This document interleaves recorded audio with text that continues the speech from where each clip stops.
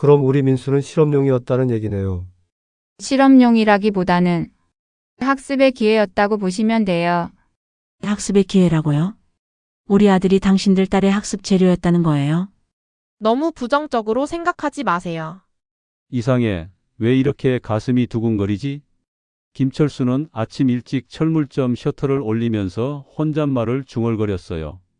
50년 넘게 살면서 이런 예감이 틀린 적이 없었거든요. 뭔가 큰 일이 일어날 것 같은 그런 느낌이었어요. 김철수는 올해 62세예요. 서울 강북구 미아동에서 작은 철물점을 운영하며 평생을 살아왔죠.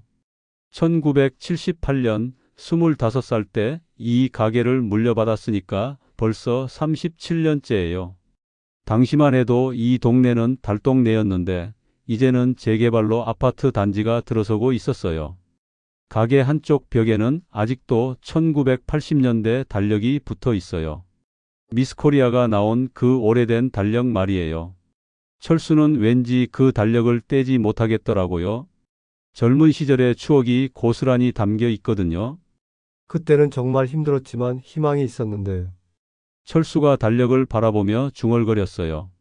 전두환 대통령 시절이라 정치적으로는 어려웠지만 경제가 발전하고 있었고 모두가 열심히 살던 때였죠. 그때만 해도 가난해도 부끄럽지 않았어요. 다들 가난했으니까요. 아저씨 십자 드라이버 있어요? 단골 손님 박 씨가 들어왔어요. 이 동네에서 30년 넘게 사는 분이죠. 철수는 익숙한 손놀림으로 서랍을 열어 드라이버를 꺼내 주었어요.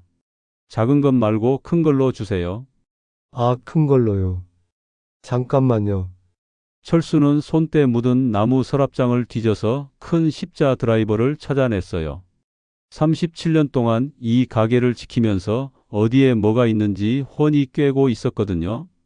요즘 젊은 것들은 이런 것도 못 찾더라고요. 아저씨같이 경험 많은 분이 있어야 해요. 박 씨의 말에 철수는 쓴웃음을 지었어요. 경험은 많지만 학벌은 없었거든요. 국민학교만 겨우 졸업하고 바로 아버지 가게 일을 도왔으니까요.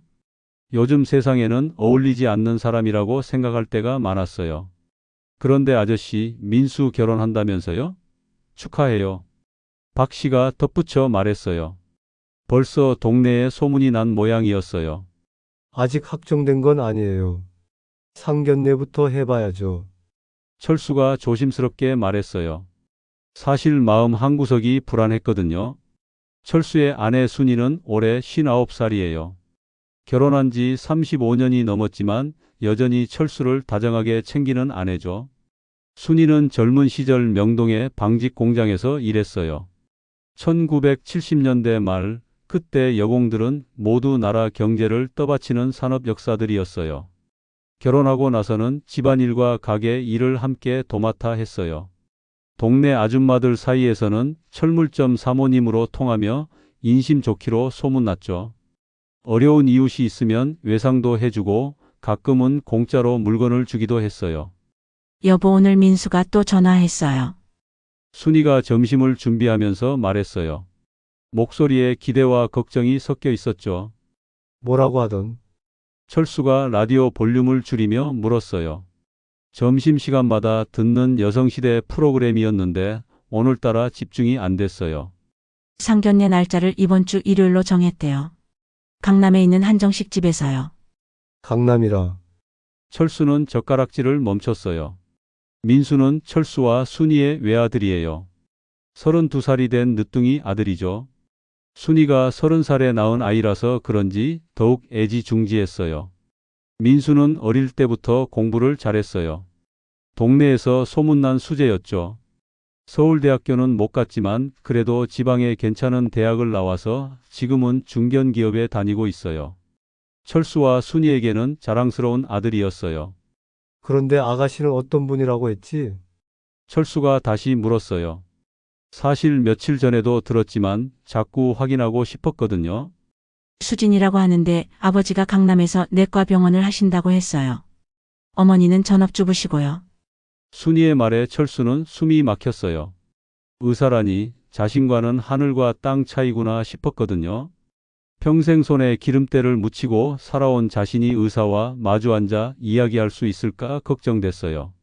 민수가 그런 좋은 집 딸과 철수는 믿기지 않았어요. 물론 민수는 착하고 성실한 아이였지만 집안 조건으로는 상대가 안 되는 것 같았거든요. 요즘 젊은 사람들은 집안을 많이 따진다는 소리를 들어서 더욱 그랬어요. 민수가 행복하면 되는 거 아닐까요? 우리가 뭐 부족한 것도 아니고. 순이는 그렇게 말했지만 목소리에 떨림이 있었어요. 사실 순이도 걱정이 많았거든요. 1970년대부터 이 동네에서 살아온 자신들과 강남 의사 집안이 과연 잘 맞을까 싶었어요. 그런데 말이야. 철수가 조심스럽게 말을 꺼냈어요. 우리가 그런 분들과 어울릴 수 있을까? 무슨 소리예요? 사람이 다 똑같은데. 순이가 대답했지만 사실 순이도 같은 생각이었어요.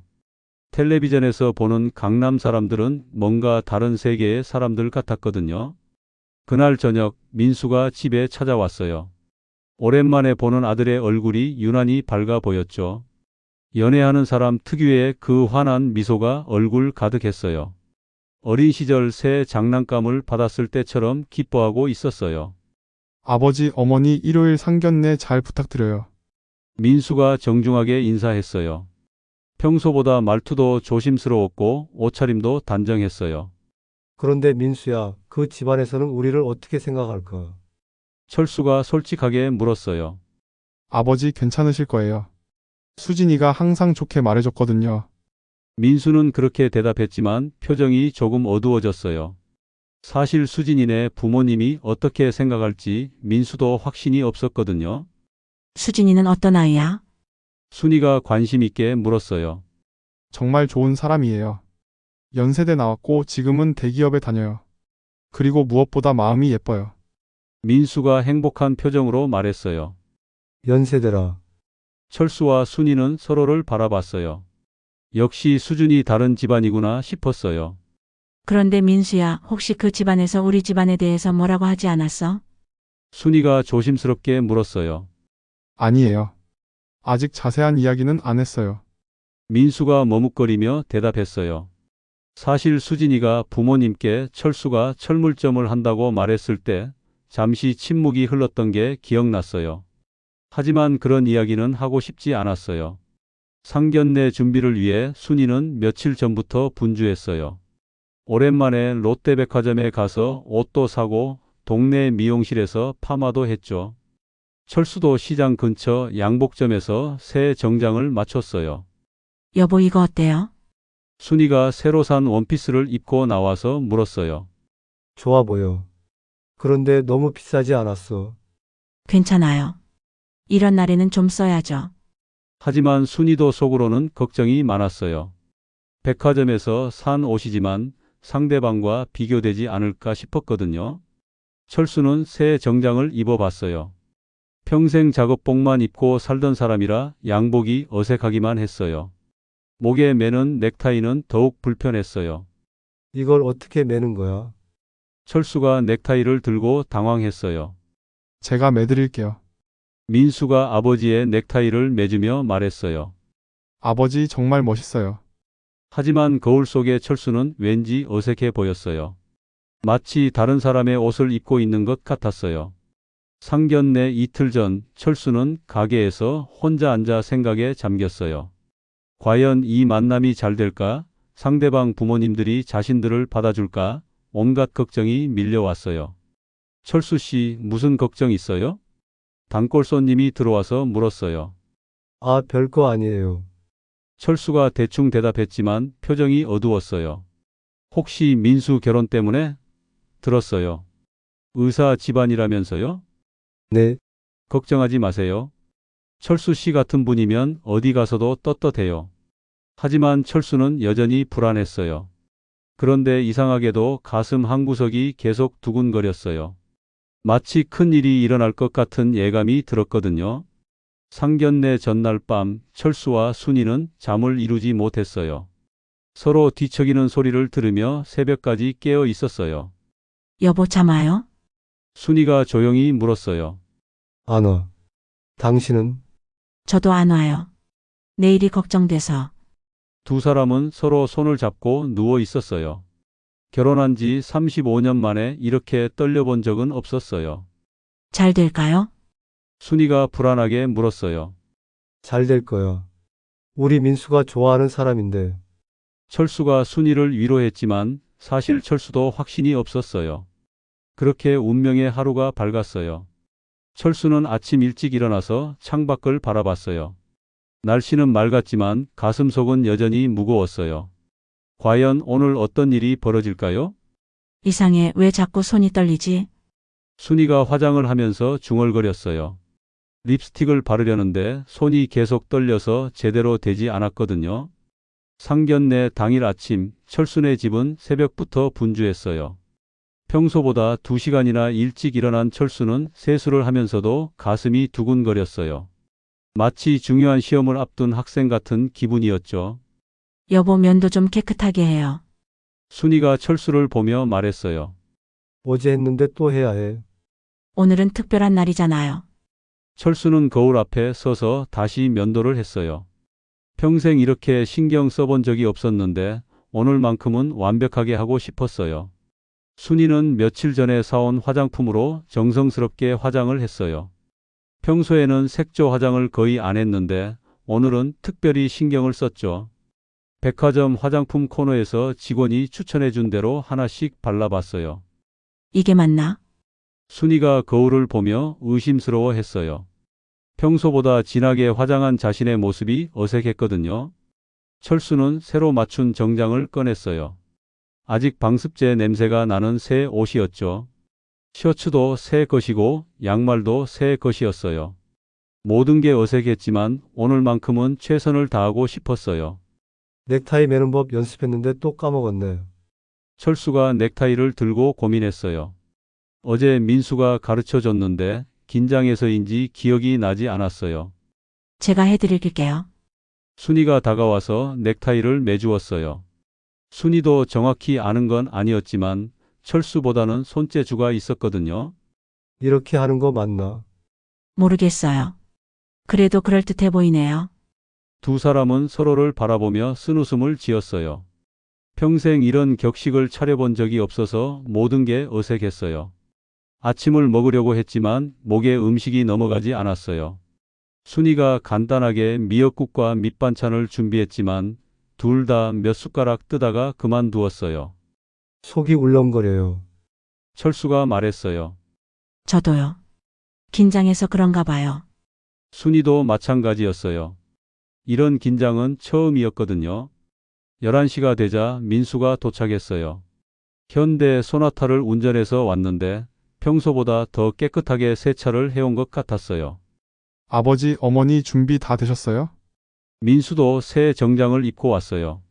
머리도 미용실에서 새로 손질한 것 같았고 구두도 반짝반짝 닦아온 상태였어요. 준비는 했는데. 철수가 망설이며 말했어요. 괜찮으실 거예요. 너무 긴장하지 마세요. 민수가 부모님을 위로했지만 사실 민수 자신이 가장 긴장하고 있었어요. 그런데 민수야, 상대방은 몇 시에 온다고 했지? 순이가 물었어요. 오후 1시요. 우리가 먼저 가서 기다리는 게 좋을 것 같아요. 그럼 지금 출발하자. 철수가 일어서며 말했어요. 평생 약속 시간을 지키며 살아온 사람이라 일찍 가는 게 예의라고 생각했어요. 차에 타서 강남으로 향하는 길, 세 사람 모두 말이 없었어요. 각자 생각이 많았거든요. 한강을 건너자 풍경이 완전히 달라졌어요. 높은 빌딩들이 즐비하고 도로도 넓고 깨끗했어요. 지나가는 차들도 대부분 고급차들이었죠. 와, 정말 다른 세상 같네. 순이가 창밖을 보며 감탄했어요. 저기가 압구정동이고 저쪽이 청담동이에요. 민수가 설명해 주었지만 철수와 순이에게는 그저 부자들이 사는 동네라는 인상만 남았어요. 여기 사는 사람들은 어떻게 살까? 철수가 중얼거렸어요. 우리랑은 정말 다를 것 같아요. 순이가 대답했어요. 한정식집에 도착했을 때는 12시 40분이었어요. 약속 시간보다 20분 일찍 온 거죠. 화랑각이라는 간판이 걸린 건물이었어요. 입구부터 고급스러웠죠.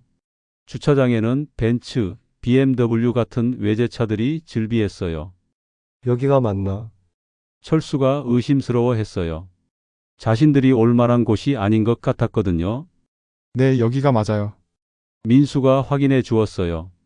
한복을 입은 직원이 나와서 정중하게 안내했어요. 예약하신 분이시죠? 이쪽으로 안내해 드릴게요. 룸으로 들어가니까 정말 화려했어요. 전통 한옥 스타일로 꾸며져 있고 바닥에는 고급 카펫이 깔려 있었어요. 벽에 걸린 그림들도 진품 같아 보였죠. 와, 이런 곳에서 밥을 먹는구나. 순이가 작은 목소리로 말했어요. 철수는 어디에 앉아야 할지 몰라서 우왕좌왕했어요. 이런 고급 식당은 처음이었거든요. 아버지, 여기 앉으세요. 민수가 자리를 안내해 주었어요. 직원이 차를 따라주고 나갔어요. 고급스러운 찻잔이었는데 철수는 깨뜨릴까봐 조심스럽게 들었어요. 상대방 가족분들이 오시면 바로 안내해 드릴게요. 직원이 말하고 나간 후 세 사람은 조용히 앉아서 기다렸어요. 시간이 지날수록 긴장이 더해졌죠. 한시네. 철수가 시계를 보며 말했어요. 하지만 1시가 되어도 상대방은 나타나지 않았어요. 길이 막히나? 순이가 걱정스럽게 말했어요. 1시 10분, 20분. 시간은 계속 흘러갔어요. 이상하네. 왜 안 오지? 철수가 초조해하기 시작했어요. 평생 약속 시간을 어긴 적이 없는 철수에게는 이해할 수 없는 일이었거든요. 민수야, 전화해봐라. 철수가 답답해하며 말했어요. 민수가 휴대폰으로 전화를 걸었어요. 당시만 해도 휴대폰이 흔하지 않던 시절이라 그 작은 기계가 신기해 보였어요. 여보세요? 아, 안녕하세요. 저 민수예요. 민수의 목소리가 조심스러웠어요. 네, 저희는 도착해서 기다리고 있는데. 아, 그러세요? 민수의 표정이 점점 어두워졌어요. 네, 알겠습니다. 네, 기다리고 있겠습니다. 전화를 끊고 나서 민수가 머뭇거렸어요. 뭐라고 하던? 철수가 조급하게 물었어요. 아직 출발을 안 했대요. 조금 늦을 것 같다고. 출발을 안 했다고? 철수는 어이가 없었어요. 상견례 같은 중요한 자리에 약속 시간이 지나서도 출발을 안 했다는 게 말이 되나요? 얼마나 늦는다고 하던? 순이가 물었어요. 1시간 정도요. 1시간이라니요? 철수는 참을 수 없었어요. 하지만 아들의 결혼 문제라서 꾹 참았어요. 그럼 2시에 오시겠네. 기다려보자. 철수가 억지로 참으며 말했어요. 시간이 더디게 흘러갔어요. 룸 안은 조용했고 처음에 나온 차는 이미 식어버렸어요. 세 사람 모두 입맛이 없었거든요. 요즘 사람들은 이렇게 늦는 게 당연한가? 철수가 중얼거렸어요. 글쎄요. 저희는 이해가 안 돼요. 순이가 대답했어요. 2시가 되었어요. 하지만 여전히 상대방은 나타나지 않았어요. 철수의 인내심도 서서히 한계에 달하고 있었죠. 민수야, 다시 전화해봐라. 철수의 목소리에 짜증이 스며들기 시작했어요. 민수가 다시 전화를 걸었어요. 이번에는 목소리에 약간의 불만이 섞여 있었죠. 여보세요? 저희가 2시간째 기다리고 있는데요. 네? 아직도요?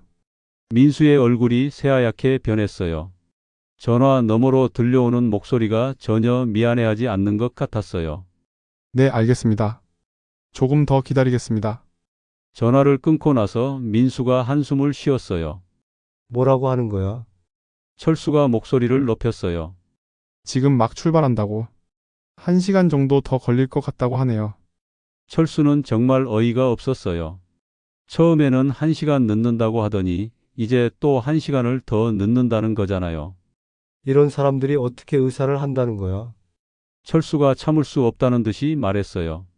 그때 직원이 들어와서 조심스럽게 물었어요. 죄송하지만 혹시 더 기다리실 건가요? 다음 손님 예약이 있어서. 철수는 얼굴이 빨개졌어요. 창피했거든요. 이런 고급 식당에서 3시간 넘게 기다리고 있는 자신이 바보 같았어요. 조금만 더 기다려주세요. 민수가 직원에게 간곡하게 부탁했어요. 직원이 나간 후 룸 안은 더욱 무거운 침묵에 휩싸였어요.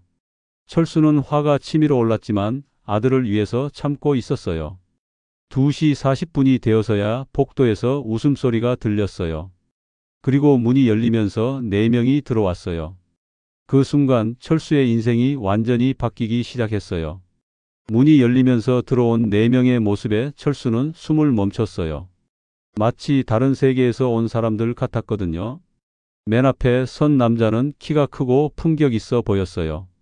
머리는 반백이었지만 정돈되어 있었고 입고 있는 정장도 고급스러워 보였어요. 손목에 찬 시계가 금빛으로 반짝거렸죠. 아, 죄송합니다. 길이 너무 막혀서요. 김영수 원장이 별로 미안해하지 않는 표정으로 말했어요. 목소리에는 권위가 서려 있었고 사과라기보다는 그냥 인사치레 같았어요. 그 옆에 여자는 우아한 인상이었어요. 파마를 곱게 한 머리에 진주 목걸이를 하고 있었고 입고 있는 옷도 백화점에서 파는 것과는 차원이 달라 보였어요. 손에 든 핸드백도 명품 같았죠. 처음 뵙겠습니다. 김정희입니다. 김 여사가 단정하게 인사했어요. 하지만 철수와 순이를 보는 눈빛이 조금 이상했어요. 마치 평가하는 듯한 시선이었거든요. 아, 네, 김철수입니다. 철수가 일어나서 정중하게 인사했어요. 악수를 청하려고 손을 내밀었지만 김 원장은 대충 고개만 끄덕였어요. 그 무시하는 듯한 태도에 철수는 당황했어요. 김순희입니다. 순이도 조심스럽게 인사했어요. 하지만 김 여사의 반응도 비슷했어요. 형식적인 인사일 뿐이었죠. 수지는 민수 옆에 앉았어요. 예쁘긴 했지만 뭔가 차가운 느낌이 있었어요. 화장도 정교하게 했고 옷차림도 세련되어 보였어요. 안녕하세요. 이수진입니다. 수진이 공손하게 인사했지만 목소리에 온기가 없었어요. 수진의 언니인 수경은 더욱 도도해 보였어요. 안경을 쓰고 있었는데 지적인 느낌과 동시에 거만한 인상을 주었어요. 수경입니다. 약사예요. 수경이 자기 직업까지 소개하며 말했어요. 마치 자신의 지위를 강조하려는 것 같았어요. 자, 앉으세요. 김 여사가 말했어요. 하지만 그 말투가 이상했어요. 마치 자신들이 주인인 것처럼 말하는 거였어요. 자리에 앉고 나서야 분위기가 어색하다는 걸 모두가 느꼈어요. 특히 철수와 순이는 상대방의 기세에 눌려 있었어요. 정말 죄송합니다. 일요일인데도 길이 이렇게 막힐 줄 몰랐어요. 김 원장이 다시 한번 사과했지만 진정성은 여전히 없어 보였어요. 괜찮습니다. 저희도 방금 왔어요. 철수가 거짓말을 했어요. 사실은 2시간 40분을 기다렸지만 굳이 말하고 싶지 않았어요. 그런데 여기 오시기 전에 어디 계셨어요? 순이가 조심스럽게 물었어요. 아, 집에서 가족회의를 좀 했어요. 김 여사가 태연하게 대답했어요. 가족회의요. 철수가 의아해하며 물었어요. 네. 오늘 이 자리에 대해서 이야기를 좀 나눴거든요. 김 원장이 덧붙였어요. 그 말에 철수는 뭔가 불길한 예감이 들었어요. 어떤 이야기요? 민수가 불안하게 물었어요. 아, 별거 아니에요. 그냥 이런저런 이야기요. 수경이 대충 넘어갔어요. 하지만 그 표정이 심상치 않았어요. 잠시 후 음식이 나오기 시작했어요. 한정식 상차림이었는데 정말 화려했어요. 철수와 순이는 이런 음식을 본 적이 없어서 어떻게 먹어야 할지 몰랐어요. 와, 정말 좋은 음식이네요. 순이가 감탄하며 말했어요. 이 정도는 기본이죠. 김 여사가 당연하다는 듯이 말했어요. 저희는 평소에도 이런 곳에서 자주 식사해요. 그 말에 철수와 순이는 위축되었어요. 자신들과는 정말 다른 세계의 사람들이구나 싶었거든요. 그런데 아버님은 무슨 일 하세요? 김 원장이 물었어요. 이미 답을 알고 있는 듯한 표정이었지만요. 철물점을 합니다. 철수가 당당하게 대답했어요. 부끄러워할 일이 아니었거든요. 아, 그러시군요. 김 원장의 반응이 미묘했어요. 실망했다는 표정은 아니었지만 그렇다고 좋아하는 것 같지도 않았어요. 장사는 어떠세요? 김 여사가 물었어요. 하지만 그 질문에는 어딘가 조롱하는 기색이 있었어요. 그럭저럭 할 만해요. 철수가 대답했어요. 요즘 같은 시대에 철물점도 힘들겠어요. 수경이 끼어들었어요. 다 인터넷으로 주문하는 시대인데 그 말에 철수는 기분이 나빠졌어요. 자신의 일을 무시하는 것 같았거든요. 그래도 동네 사람들이 필요로 하는 일이에요. 철수가 반박했어요. 물론이죠. 하지만 미래가 불투명하지 않나요? 김 원장이 날카롭게 물었어요. 미래요. 네. 요즘은 전문직이 안전하거든요. 의사나 변호사 같은. 김 원장이 자신의 직업을 은근히 자랑했어요. 저희는 3대째 의사 집안이에요. 김 여사가 덧붙였어요. 할아버지도 의사셨고 주인도 의사고 수경이도 약사죠. 그 말에 철수와 순이는 더욱 위축되었어요. 대단하시네요. 순이가 겨우 말했어요. 그래서 수진이도 그런 환경에서 자랐어요. 수경이 자랑스럽게 말했어요. 어릴 때부터 의사들 모임에 따라다니고 해외여행도 많이 다니고 해외여행이요. 철수가 놀라며 물었어요. 네. 작년에는 유럽 여행을 2달 동안 했어요. 김 여사가 말했어요. 올해는 호주 가려고 계획하고 있고요. 철수와 순이는 말문이 막혔어요. 해외여행이라는 건 자신들에게는 꿈 같은 이야기였거든요. 민수 씨는 해외여행 해보셨어요? 수진이 민수에게 물었어요. 아직은. 민수가 머뭇거렸어요. 그럼 여권도 없으시겠네요. 수경이 놀란 듯이 말했어요. 네. 민수가 작은 목소리로 대답했어요. 요즘에 여권 없는 사람이 있나요? 김 여사가 김 원장을 보며 말했어요. 마치 신기한 동물을 보는 것 같은 표정이었어요. 그 순간 철수는 깨달았어요. 이 사람들이 자신들을 어떻게 생각하는지를요.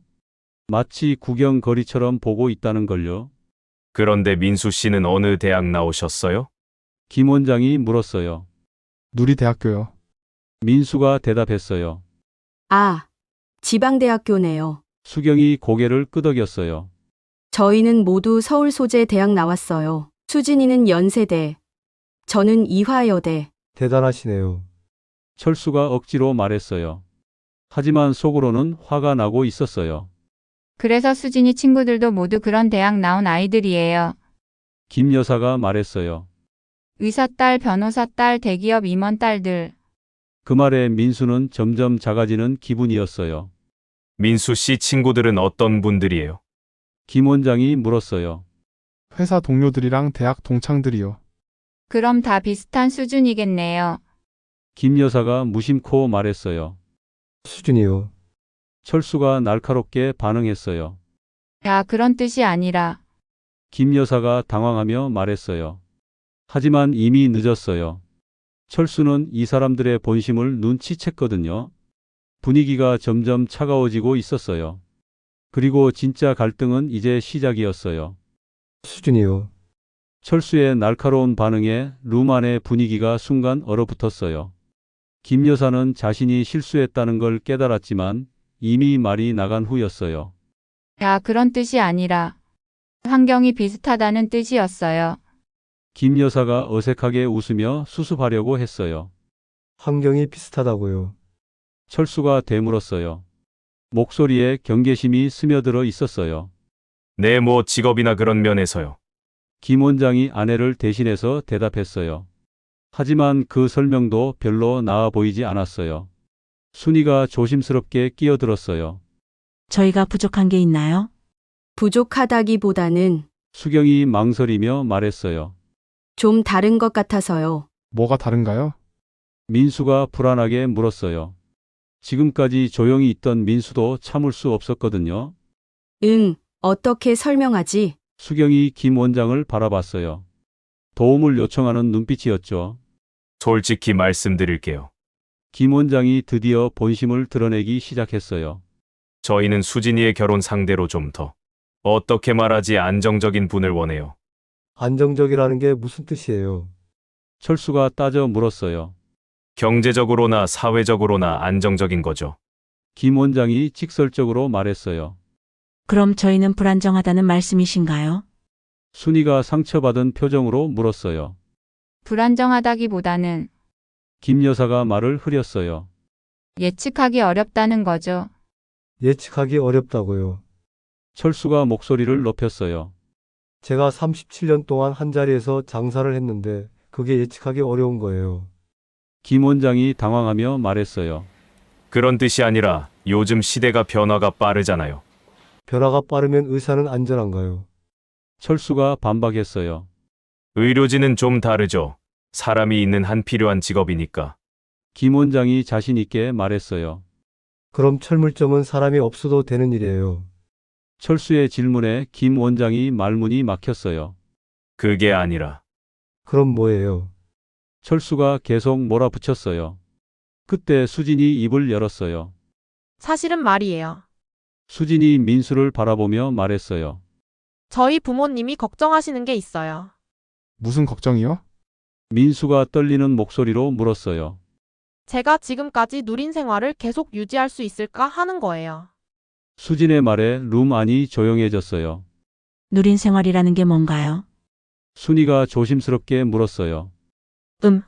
예를 들어서 해외여행이나 좋은 레스토랑에서 식사하거나 그런 거요. 수진이 구체적으로 말했어요. 그리고 아이가 생기면 교육비도 많이 들잖아요. 교육비요. 철수가 물었어요. 네. 저희는 아이를 어릴 때부터 영어 유치원에 보내고 각종 학원도 보내고 김 여사가 설명했어요. 중학교 때는 해외 어학연수도 보내고요. 그런 게 꼭 필요한가요? 순이가 의문을 표했어요. 요즘 시대에는 필수예요. 수경이 당연하다는 듯이 말했어요. 영어 못하면 취업도 어렵고 사회생활도 힘들어요. 하지만 그런 건 나중에 배워도 되는 거 아닌가요? 민수가 말했어요. 나중에는 늦어요. 어릴 때부터 시작해야 해요. 김 원장이 단호하게 말했어요. 그런데 그런 교육비를 민수 씨가 감당할 수 있을까요? 김 여사가 직접적으로 물었어요. 민수가 대답하지 못했어요. 솔직히 그런 비용을 감당할 자신이 없었거든요. 그리고 또 있어요. 수경이 계속했어요. 저희는 명절마다 특급 호텔에서 가족 모임을 해요. 호텔에서요? 순이가 놀라며 물었어요. 내 집에서 하면 준비하느라 힘들잖아요. 김 여사가 당연하다는 듯이 말했어요. 그런데 민수 씨 집안은 어떻게 하세요? 저희는 집에서 해요. 순이가 작은 목소리로 대답했어요. 그럼 수진이가 어떻게 적응해요? 수경이 걱정스럽게 말했어요. 갑자기 좁은 집에서 온 가족이 모여서 그 말에 순이는 상처를 받았어요. 자신들의 집이 좁다고 무시당하는 기분이었거든요. 저희 집이 좁긴 하지만 아, 그런 뜻이 아니에요. 김 여사가 급히 말했어요. 다만 환경이 다르다는 거죠. 환경이 다르면 적응 못하는 건가요? 철수가 날카롭게 물었어요. 적응 못한다기보다는 스트레스를 받을 수 있죠. 김 원장이 말했어요. 사람은 익숙한 환경에 있을 때 편안하거든요. 그럼 민수는 어떻게 해요? 순이가 반박했어요. 민수도 새로운 환경에 적응해야 하는 거 아닌가요? 그건 다르죠. 수진이 말했어요. 민수 오빠는 더 좋은 환경으로 오는 거니까 적응하기 쉬울 거예요. 그 말에 철수는 정말 화가 났어요. 더 좋은 환경이라고요. 네, 솔직히 말하면 그렇죠. 김 원장이 당당하게 말했어요. 경제적으로나 문화적으로나 저희 쪽이 더 나은 환경이잖아요. 문화적으로 더 낫다고요. 철수가 믿을 수 없다는 표정으로 물었어요. 네, 저희는 클래식 음악도 자주 들으러 가고 미술관도 다니고 김 여사가 자랑스럽게 말했어요. 그런 게 문화라고 생각하세요? 순이가 반박했어요. 그럼 뭐가 문화예요? 수경이 되물었어요. 서로 배려하고 존중하는 게 진짜 문화 아닌가요? 순이의 말에 김 원장 가족들이 당황했어요. 물론 그것도 중요하지만. 김 원장이 말을 흐렸어요. 하지만 요즘 시대에는 그것만으로는 부족해요. 부족하다고요. 철수가 분노를 억누르며 물었어요. 네, 글로벌 시대잖아요. 국제적인 감각이 있어야 하고 김 여사가 설명했어요. 영어도 잘해야 하고 외국 문화도 알아야 하고 그런 게 그렇게 중요한가요? 민수가 물었어요. 당연하죠. 수진이 강하게 말했어요. 요즘에 그런 거 없으면 경쟁력이 없어요. 그때 김 원장이 결정적인 말을 했어요. 솔직히 말씀드리면 민수 씨 수준으로는 우리 딸을 행복하게 해줄 수 없을 것 같아요. 그 말에 철수의 마지막 참을성이 한계에 달했어요. 수준이라고 또 말씀하시네요. 철수가 벌떡 일어서며 말했어요. 그럼 우리는 수준이 낮은 사람들이에요. 룸 안의 분위기가 급격하게 험악해졌어요. 드디어 갈등이 표면으로 터져 나오기 시작한 거였어요. 그럼 우리는 수준이 낮은 사람들이에요. 철수가 벌떡 일어서며 소리쳤을 때 김 원장은 오히려 침착했어요. 마치 예상했던 반응이라는 듯한 표정이었죠. 아, 앉으세요. 너무 감정적으로 받아들이지 마시고요. 김 원장이 손짓하며 말했어요. 저희가 수준 운운한 게 아니라 그냥 현실적인 이야기를 하는 거예요. 철수는 어쩔 수 없이 다시 앉았어요. 하지만 온몸이 떨리고 있었거든요. 현실적인 이야기라니요? 순이가 조심스럽게 물었어요. 내 결혼이라는 게 두 사람만의 문제가 아니잖아요. 김 여사가 찻잔을 우아하게 들며 말했어요. 집안끼리 하는 거거든요. 그래서요? 민수가 불안하게 물었어요. 그래서 서로 맞는 집안끼리 해야 한다는 거예요. 수경이 안경을 고쳐 쓰며 말했어요. 예를 들어서 저희 집안 사람들 모임에 민수 씨가 오면 어떨까요? 갑작스러운 질문에 민수가 당황했어요. 모임이요? 네, 저희는 정기적으로 의사 집안들끼리 모임을 해요. 김 원장이 설명했어요. 할아버지 때부터 내려온 전통이거든요. 그런 자리에서 민수 씨가 뭘 이야기할 수 있을까요? 김 여사가 날카롭게 물었어요. 의료계 동향이나 병원 경영 이런 얘기들 말이에요. 민수는 아무 말도 할 수 없었어요. 그런 이야기는 전혀 모르는 분야였거든요. 그리고 또 있어요. 수진이 처음으로 적극적으로 말했어요. 제 친구들과의 모임도 그래요. 친구들요? 네, 제 친구들은 모두 의사나 변호사, 대기업 임원 딸들이에요. 수진이 자랑스럽게 말했어요. 그런 모임에서 하는 이야기가 뭔지 아세요? 민수가 고개를 저었어요. 해외 브랜드 쇼핑, 유럽 여행, 자녀 교육. 이런 이야기들이에요. 수진의 말에 순이는 점점 작아지는 기분이었어요. 그런데 민수 오빠는 그런 이야기에 끼어들 수 있어요. 수진의 질문에 민수는 대답하지 못했어요. 그리고 제가 그런 모임에서 남편이 철물점 해요라고 말하면 수진이 말을 멈췄어요. 하지만 그 의미는 충분히 전달됐어요. 말하면 어떤데요? 철수가 떨리는 목소리로 물었어요. 글쎄요, 좀 어색하지 않을까요? 수진이 교묘하게 말했어요. 물론 철물점이 나쁜 건 아니에요. 하지만 뭐야? 민수가 상처받은 표정으로 물었어요. 하지만 우리 집안과는 좀 다른 세계잖아요. 수경이 대신 대답했어요. 예를 들어서 저희는 명절에 해외로 가족 여행을 가거든요. 해외로요?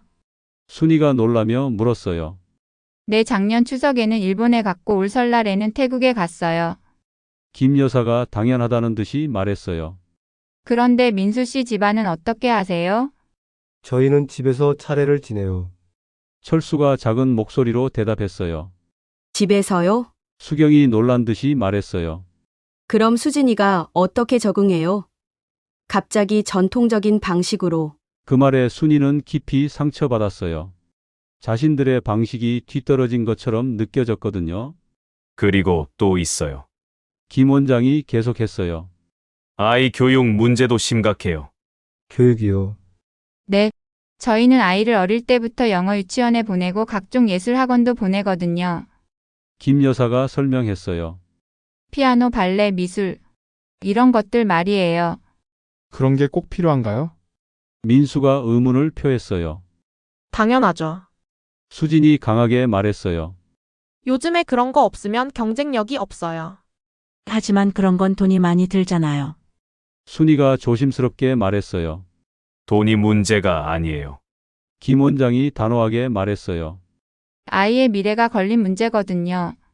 그런데 민수 씨 수입으로 그런 교육비를 감당할 수 있어요. 김 여사가 직접적으로 물었어요. 민수는 대답하지 못했어요.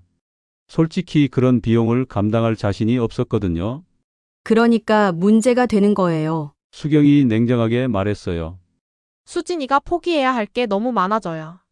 포기해야 할 게 뭐가 있는데요? 철수가 분노를 억누르며 물었어요. 지금까지 누려온 모든 것들이요. 수진이 태연하게 말했어요. 해외여행, 좋은 레스토랑, 명품 쇼핑. 그런 게 그렇게 중요해요? 순이가 서러워하며 물었어요. 중요하죠. 그게 제 삶이었거든요. 수진의 말에 민수는 마치 칼로 가슴을 찔린 것 같았어요. 그럼 나와 결혼하면 불행해진다는 얘기야? 불행하다기보다는 수진이 망설이더니 말했어요. 현실적으로 어려울 것 같아요. 그때 김 원장이 결정적인 말을 했어요. 민수 씨, 수진이를 정말 사랑한다면 놓아주는 게 맞지 않을까요? 놓아주라고요? 민수가 믿을 수 없다는 표정으로 물었어요. 내 수진이가 행복할 수 있는 곳으로 보내주세요. 김 여사가 마치 자비로운 것처럼 말했어요. 그런 곳이 어디예요? 철수가 화를 내며 물었어요. 비슷한 환경의 사람들 말이에요. 수경이 대답했어요. 의사나 변호사. 그런 전문직들 말이에요. 그 말에 순이가 눈물을 글썽였어요. 그럼 우리 민수는 수진이한테 어울리지 않는다는 얘기네요. 어울리지 않는다기보다는 김 원장이 교묘하게 말했어요. 환경이 다르다는 거죠. 환경이 다르면 사랑도 소용없는 건가요? 민수가 간절하게 물었어요. 사랑만으로는 살 수 없어요. 수진이 차가운 목소리로 말했어요. 현실을 봐야죠. 그때 수진이 치명적인 말을 했어요. 사실 저는 이미 마음을 정했어요. 마음을 정했다고? 민수가 떨리는 목소리로 물었어요. 내 오빠와는 여기까지인 것 같아요. 수진의 말에 룸안이 순간 조용해졌어요. 그럼 지금까지 한 말들은 다 거짓말이었어? 민수가 간신히 물었어요. 거짓말은 아니었어요. 하지만 연애와 결혼은 달라요. 수진이 태연하게 말했어요. 연애할 때는 좋았지만 결혼을 생각하니까 현실적인 문제들이 보이더라고요. 그 순간 철수는 모든 걸 깨달았어요. 이 사람들이 처음부터 자신들을 어떻게 생각했는지를요. 철수가 떨리는 목소리로 물었어요. 그럼 처음부터 우리와 결혼할 생각이 없었던 거예요. 김 원장 가족들이 서로를 바라봤어요. 그리고 김 원장이 마침내 진실을 말했어요. 솔직히 말씀드리면 그렇죠. 김 원장의 그 말이 떨어지자마자 철수는 마치 벼락을 맞은 것 같았어요. 지금까지 품고 있던 모든 희망이 한순간에 무너져 내렸거든요. 처음부터 결혼할 생각이 없었다고요. 철수가 떨리는 목소리로 되물었어요. 네, 죄송하지만 그게 현실이에요. 김 여사가 태연하게 말했어요. 그럼 왜 지금까지? 민수가 간신히 말을 꺼냈어요. 목소리가 갈라지고 있었어요. 왜 지금까지 사귀게 놔뒀냐고요? 수경이 민수의 말을 받아서 말했어요. 젊을 때는 다양한 경험이 필요하거든요. 경험이라고요?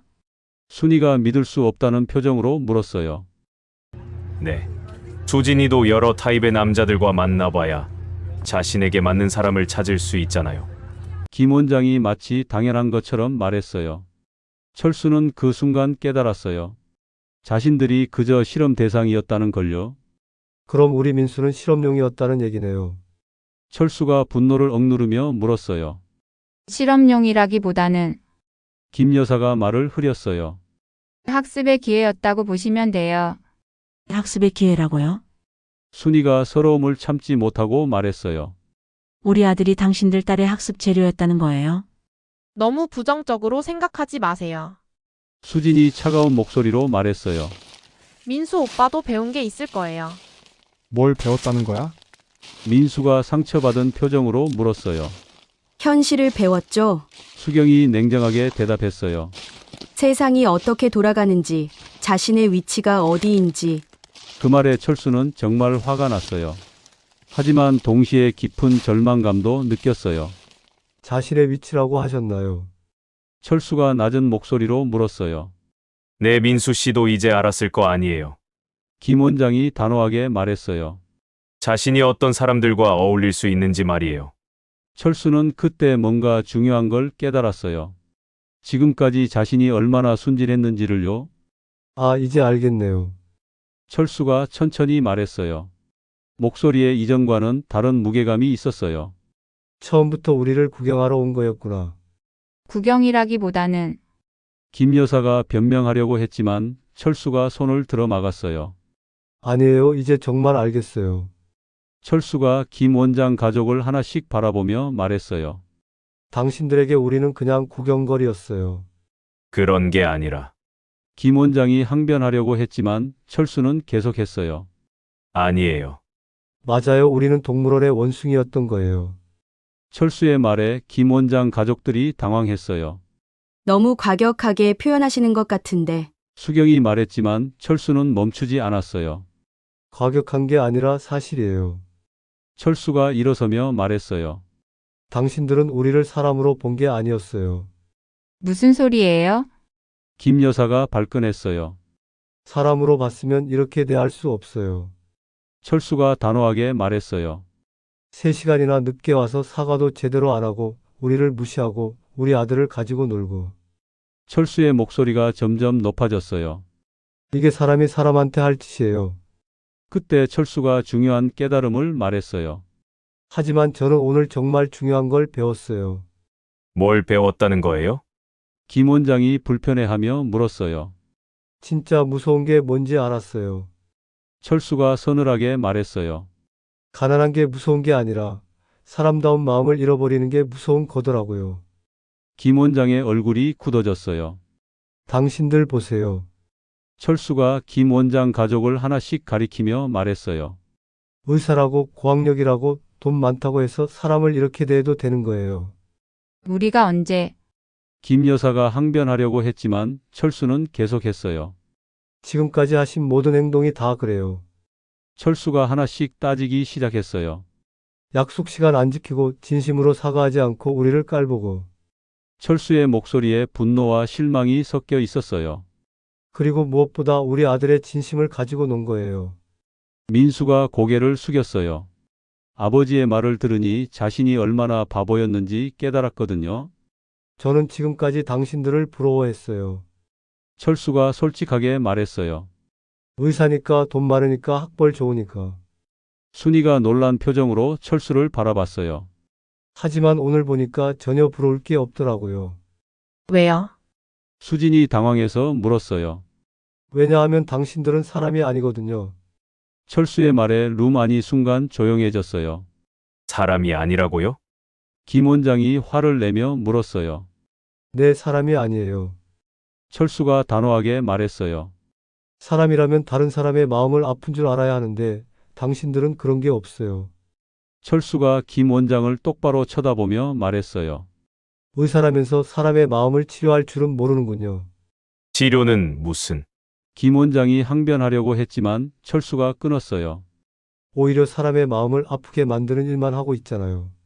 그리고 철수가 가장 중요한 깨달음을 말했어요. 저는 오늘 확실히 알았어요. 뭐요? 수경이 불안하게 물었어요. 진짜 불쌍한 사람이 누군지요. 철수가 차갑게 말했어요. 당신들이요. 우리가 불쌍하다고요? 김 여사가 믿을 수 없다는 표정으로 물었어요. 내 돈과 학벌은 있지만 인간성은 없는 당신들이 진짜 불쌍한 사람들이에요. 철수가 가슴을 펴며 말했어요. 저는 비록 가난하지만 사람을 속인 적도 없고 약속을 어긴 적도 없고 거짓말한 적도 없어요. 철수의 목소리에 자부심이 가득했어요. 그런데 당신들은 어떤가요? 의사 집안이라고 하지만 기본적인 인간성도 없잖아요. 그때 순이가 눈물을 흘리며 말했어요. 맞아요. 우리가 뭘 잘못했어요. 순이의 목소리에 서러움이 가득했어요. 정직하게 살고 성실하게 일하고 아들 잘 키우고. 이게 뭐가 부끄러운 일이에요? 민수도 드디어 고개를 들었어요. 저도 이제 알겠어요. 민수가 수진을 바라보며 말했어요. 수진아, 너는 나를 사랑한 게 아니었어. 그냥 경험해본 거였지. 수진이 대답하지 못했어요. 하지만 나는 달라. 나는 진짜 사랑을 원해. 민수가 당당하게 말했어요. 조건이 아니라 마음으로 하는 사랑 말이야. 그리고 마침내 철수가 최종 선언을 했어요. 민수야, 이제 정말 가자. 철수가 일어서며 말했어요. 이런 사람들과는 1분이라도 더 있기 싫다. 철수의 선언에 김 원장이 벌떡 일어났어요. 지금까지 자신이 무시당한 적이 없었는데 철물점 하는 사람에게 이런 모욕을 당하다니 참을 수 없었거든요. 잠깐만요. 김 원장이 소리쳤어요. 지금 누가 누구를 무시한다고 해요? 무시하는 게 맞잖아요. 철수가 돌아서며 차분하게 말했어요. 처음부터 끝까지 우리를 무시했어요. 김 원장의 얼굴이 새빨갛게 달아올랐어요. 평생 이런 말을 들어본 적이 없었거든요. 당신이 뭔데 우리를 판단해요? 사람이니까 판단하는 거죠. 철수가 김 원장을 똑바로 쳐다보며 말했어요. 의사라고 해서 사람 위에 있는 건 아니거든요. 그때 김 여사가 히스테리를 부렸어요. 아니, 이 사람들이 지금 뭐 하는 거야? 우리가 얼마나 좋은 조건인데. 좋은 조건이요? 순이가 이제는 당당하게 맞받아쳤어요. 약속 시간도 안 지키고 사람 마음도 모르고 그게 좋은 조건이에요? 우리가 언제 약속 시간을 안 지켰어요? 수경이 억울하다는 듯이 말했어요. 3시간 늦었잖아요. 민수가 처음으로 목소리를 높였어요. 그리고 사과도 제대로 안 했어요. 사과는 했잖아요. 수진이 소리쳤어요. 형식적인 사과였잖아. 민수가 수진을 똑바로 쳐다보며 말했어요. 진심이 전혀 없었어. 그때 김 원장이 본심을 드러냈어요. 좋아요. 그럼 솔직히 말할게요. 김 원장이 철수에게 다가가며 말했어요. 당신들이 우리한테 화낼 자격이 있다고 생각해요? 자격이요. 철수가 믿을 수 없다는 표정으로 물었어요. 네, 우리는 의사 집안이고 당신들은 철물점 집안이에요. 김 원장이 노골적으로 말했어요. 애초에 격이 다른 거예요. 격이 다르다고요. 철수가 분노로 떨리며 말했어요. 그럼 사람도 격이 있는 거예요. 당연하죠. 김 여사가 당당하게 말했어요. 교육 수준도 다르고 경제력도 다르고 사회적 지위도 다른데 어떻게 같을 수 있어요? 그 말에 순이가 눈물을 흘리며 말했어요. 그럼 우리는 인간 취급도 못 받을 사람들이에요? 인간 취급 안 한다는 게 아니라 수경이 말하려고 했지만 철수가 끊었어요. 인간 취급 안 했잖아요. 철수가 소리쳤어요. 3시간 늦게 와서 미안하다는 말 한마디 제대로 안 하고 우리를 실험 대상으로 여기고 실험 대상은 무슨? 김 원장이 변명하려고 했지만 민수가 가세했어요. 맞아요. 저는 수진이의 실험용 쥐였어요. 민수가 수진을 향해 소리쳤어요. 진심으로 사랑했는데 수진이한테는 그냥 경험이었다고요. 경험이 뭐가 나빠요. 수진이 뻔뻔하게 말했어요. 젊을 때는 다양한 사람들과 만나봐야 하는 거 아니에요. 다양한 사람들이라고 하셨나요? 철수가 수진을 노려보며 말했어요. 그럼 우리는 당신에게 그냥 구경거리였다는 얘기네요. 수진이 대답하지 못했어요. 그때 철수가 폭탄 발언을 했어요. 좋아요. 그럼 저도 솔직히 말할게요. 철수가 김 원장을 똑바로 쳐다보며 말했어요. 당신들이 그렇게 자랑하는 그 병원, 동네에서 평판이 어떤지 아세요? 김 원장이 깜짝 놀랐어요. 무슨 소리예요? 제 단골 손님 중에 당신 병원 다니는 분이 있거든요. 철수가 차갑게 말했어요. 그분이 뭐라고 하시는지 아세요? 김 원장의 얼굴이 새하얗게 변했어요. 진료비가 다른 병원보다 비싸고 돈 없으면 차별 대우한다고 하더라고요. 그건 오해예요. 김 원장이 당황하며 말했어요. 오해라고요. 철수가 비웃으며 말했어요. 그럼 왜 그런 소문이 나는 거예요? 그건 일부 환자들이 김 원장이 변명하려고 했지만 철수가 계속했어요. 그리고 또 들었어요. 응급실에서 보험 없는 환자 쫓아낸 적도 있다면서요. 김 원장이 완전히 당황했어요. 실제로 그런 일이 있었거든요. 그건 상황이 복잡해서 복잡해서 환자를 쫓아내요. 철수가 날카롭게 물었어요. 당신이 정말 환자를 생각하는 의사예요. 김 원장이 아무 말도 하지 못했어요. 이제 알겠네요. 철수가 고개를 끄덕이며 말했어요. 당신들이 우리를 무시하는 진짜 이유를. 무슨 소리예요? 김 여사가 떨리는 목소리로 물었어요. 당신들은 돈으로만 사람을 판단하니까 다른 사람들도 그럴 거라고 생각하는 거예요. 철수가 핵심을 찔렀어요. 하지만 세상에는 돈보다 중요한 게 있다는 걸 모르는 거죠. 돈보다 중요한 게 뭐가 있어요? 수경이 비웃으며 물었어요. 인격이요. 철수가 단호하게 말했어요. 그리고 당신들에게는 그게 없어요. 그때 순이가 감정이 폭받쳐 올라서 말했어요. 우리가 뭘 그렇게 잘못했어요? 순이의 목소리에 50년 넘게 살아온 서러움이 가득했어요. 가난하게 살았지만 정직하게 살았어요. 남 속이지 않고 성실하게 일했어요. 그리고 우리 민수 이렇게 반듯하게 키웠어요. 순이가 눈물을 흘리며 말했어요. 그런데 왜 우리를 이렇게 무시해요? 우리가 뭐가 부족해요? 김 원장 가족들이 순이의 눈물에 당황했어요. 부족한 게 아니라 김 원장이 말하려고 했지만 민수가 끼어들었어요. 부족한 거 맞잖아요. 민수가 분노로 떨리며 말했어요. 당신들 눈에는 우리가 부족한 사람들이었잖아요. 그건 수진이 말하려고 했지만 민수가 계속했어요. 하지만 저는 이제 알겠어요. 진짜 부족한 사람이 누군지. 민수가 수진을 똑바로 쳐다보며 말했어요. 마음이 부족한 사람들이 누군지 말이에요. 그때 철수가 마지막 일격을 가했어요. 당신들은 의사라고 자랑하지만 정작 사람을 치료할 줄은 모르는군요. 철수가 김 원장을 노려보며 말했어요. 오히려 사람의 마음을 아프게 만드는 일만 하고 있어요. 그건 김 원장이 말하려고 했지만 철수가 마지막으로 선언했어요. 민수야, 정말 가자. 철수가 당당하게 일어서며 말했어요. 이런 사람들과는 절대 사돈 못한다. 김 원장이 마지막으로 소리쳤어요. 후회하게 될 거예요. 하지만 철수는 돌아보지도 않고 말했어요.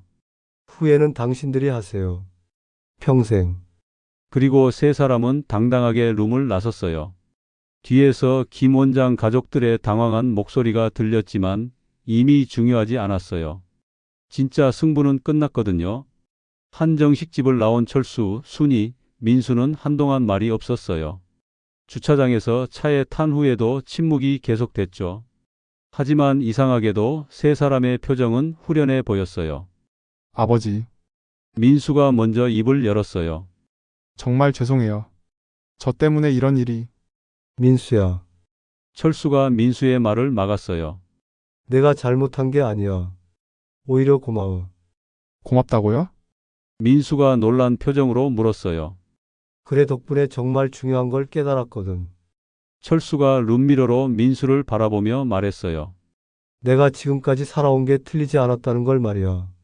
차는 한강을 건너 강북으로 향하고 있었어요. 창밖으로 보이는 강남의 화려한 불빛들이 점점 멀어져 갔어요. 하지만 이제는 그 불빛들이 부럽지 않았어요.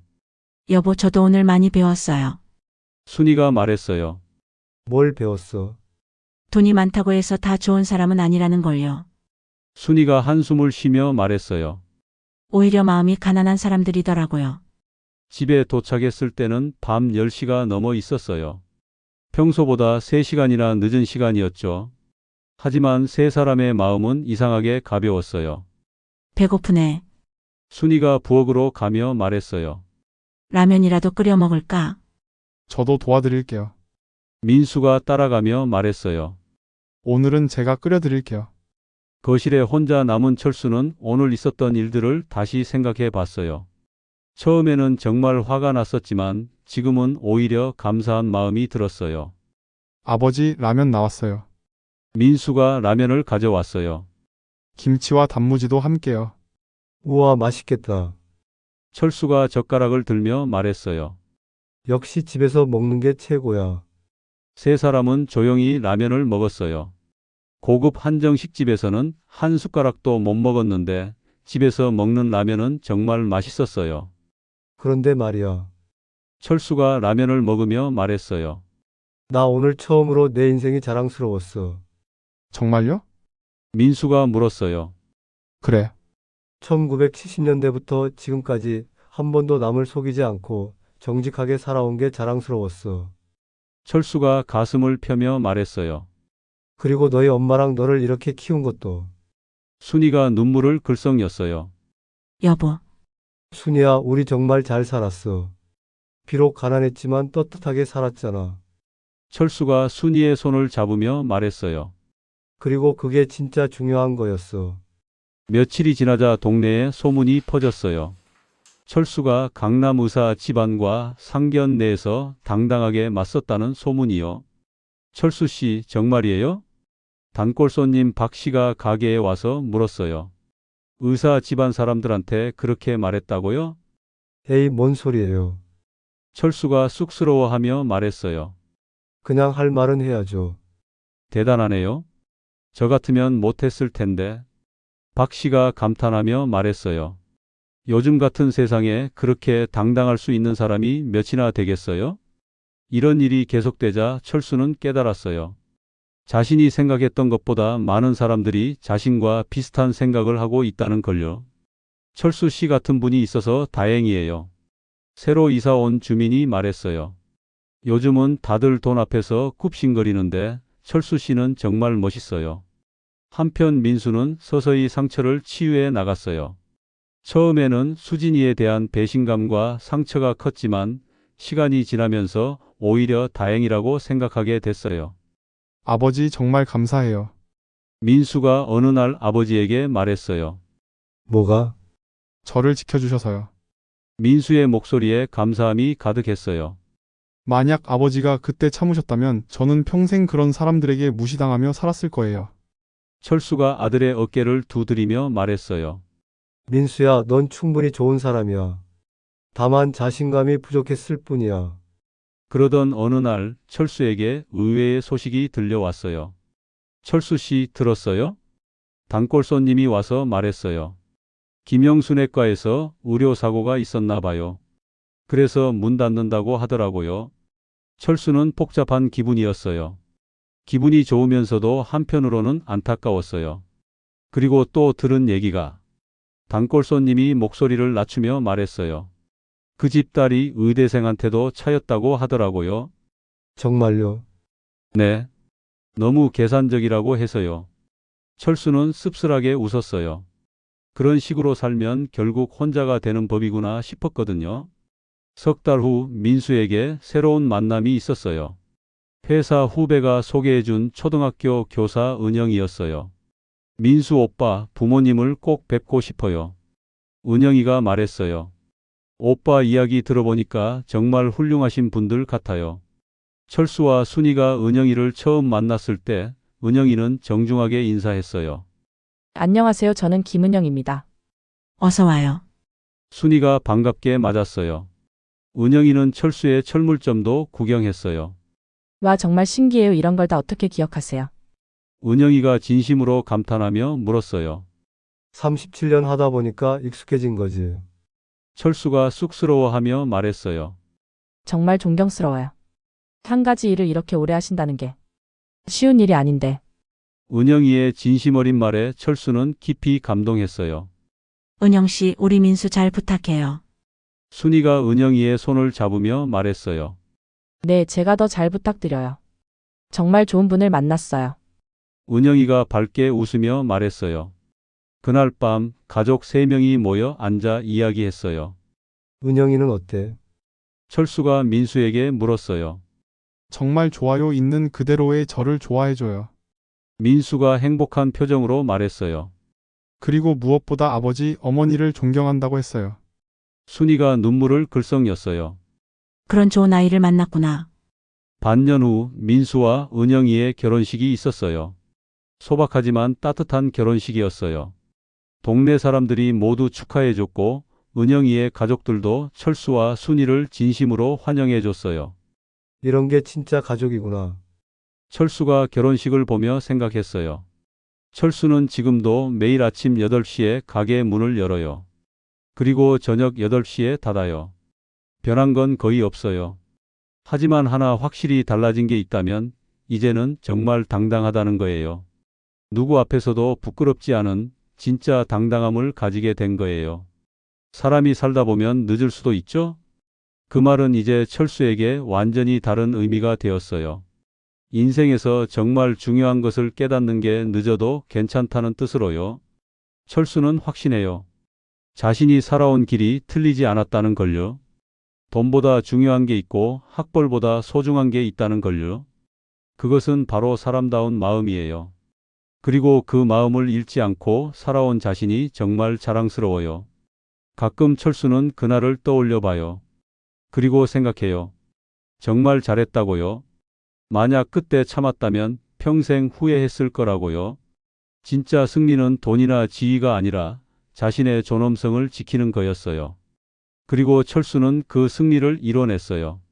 지금도 철수의 가게 앞에는 정직과 신용이라는 작은 간판이 걸려 있어요. 바랜 글씨지만 그 의미는 여전히 빛나고 있어요. 그리고 그 간판처럼 철수의 삶도 계속 빛나고 있어요.